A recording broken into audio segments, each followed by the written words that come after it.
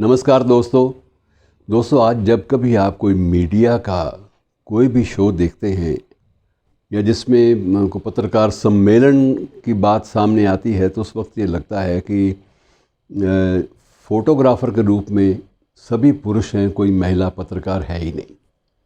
लेकिन मित्रों, आज जिस शख्सियत को हम याद कर रहे हैं, आज उसकी पुण्यतिथि है और वो हमारे देश की पहली महिला प्रेस फ़ोटोग्राफ़र थी, आप ये कह सकते हैं।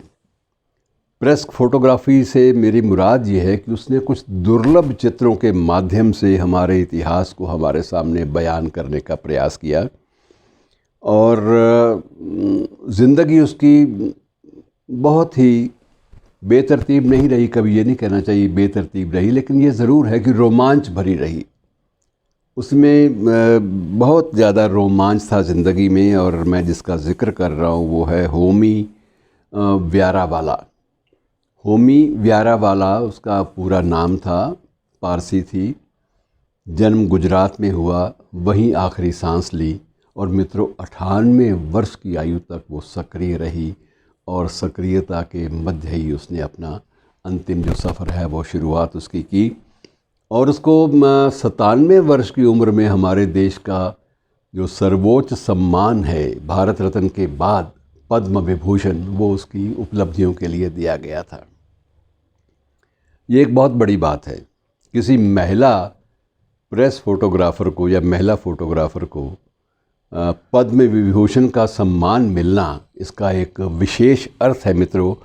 वो अर्थ ये है कि उसकी जो चित्र थे वो तत्कालीन इतिहास के गवाह के रूप में हमारे सामने प्रस्तुत हुए और जिन जिन विशेष घटनाओं का या शख्सियतों का उसने प्रेस फ़ोटोग्राफ़र के तौर पे चित्र खींचा था, उनमें गांधी भी थे, नेहरू भी थे, जिन्ना भी थे और जो भारत छोड़ो आंदोलन और कुछ अन्य जो आंदोलन थे, नमक सत्याग्रह था, भारत छोड़ो आंदोलन था और एक दो और आंदोलन थे ऐसे व्यापक रूप से, जिनकी फ़ोटोग्राफ़ी उसने की थी।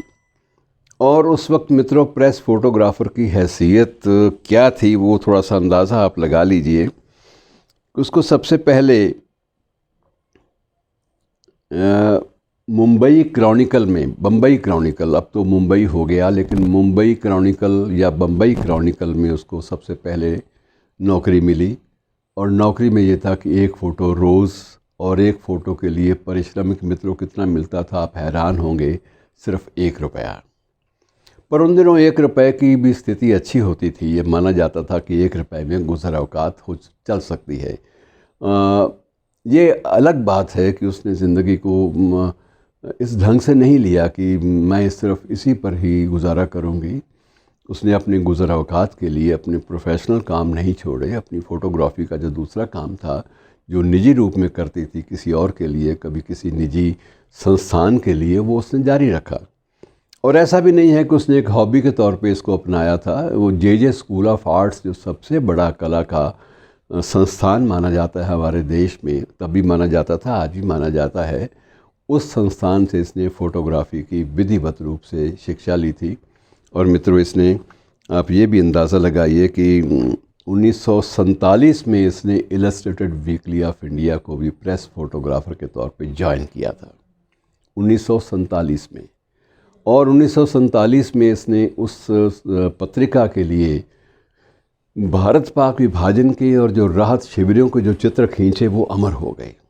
विश्व भर में उन चित्रों की मांग हुई और उसको बड़ा अच्छा पारिश्रमिक भी मिला। और वीकली में ये लगभग इसने 23 वर्ष सेवा की। 1970 में ये वहाँ से पद मुक्त हुई और उसको शिकवा शिकायत एक ही थी कि अब मेरे पेशे में अब वो गरिमा नहीं रही। अब इसमें लोग तरह तरह के उल जलूल हाथ में सिगरेट पकड़े हुए और उसके बाद वो चित्र खींच रहे हैं। तो एक फ़ोटोग्राफ़र की या जो भी काम कर रहा है प्रोफेशन के दौरान, प्रोफेशनल काम के दौरान उसकी अपनी गरिमा होती है।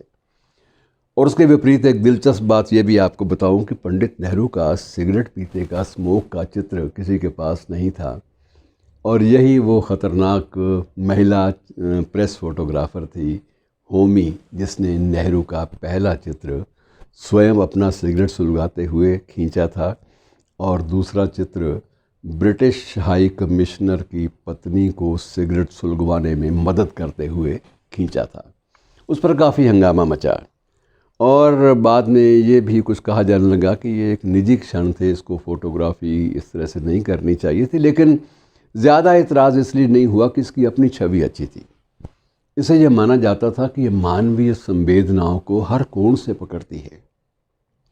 अब गांधी और जिन्ना का जो दुर्लभ चित्र है, जब जिन्ना ने गांधी को बातचीत के लिए बुलाया कि हम लोग आपस में बात करें, और जिन्ना जो है वो गेट तक लाल गुलाब का फूल लेकर उनको रिसीव करने आए, पहला फ़ोटोग्राफ होमी ने खींचा।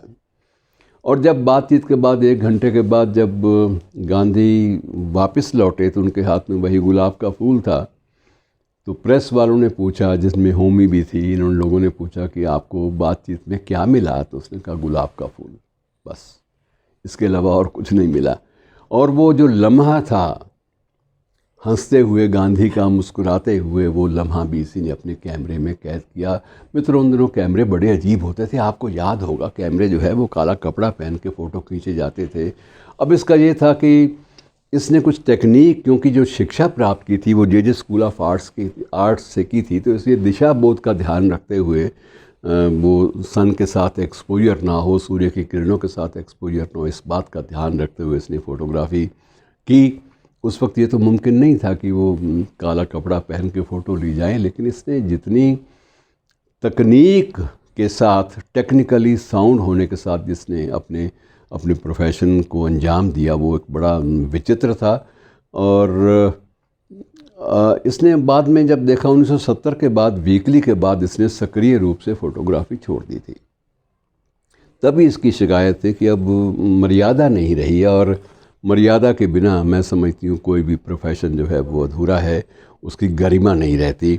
और कुछ एक इसके चित्र थे जिनके लिए इससे कहा गया, बहुत सारे अंतर्राष्ट्रीय प्रकाशकों ने भी मांगे कि मुंह मांगा पारिश्रमिक देने को वो लोग तैयार थे। और एक प्रकाशक ने, तो इसको अमेरिकी प्रकाशक ने, भारत पाक विभाजन के शिविरों के विभत्स चित्रों के लिए इसको कोरा चेक दिया था कि राशि आप भर लो, हम लोग साइन करके दे रहे हैं, और ऑन रिकॉर्ड दिया था कि इसमें आप जितनी भी राशि उचित समझें भर लें, क्योंकि हमें आपकी इंटेग्रिटी पर कोई शक नहीं है।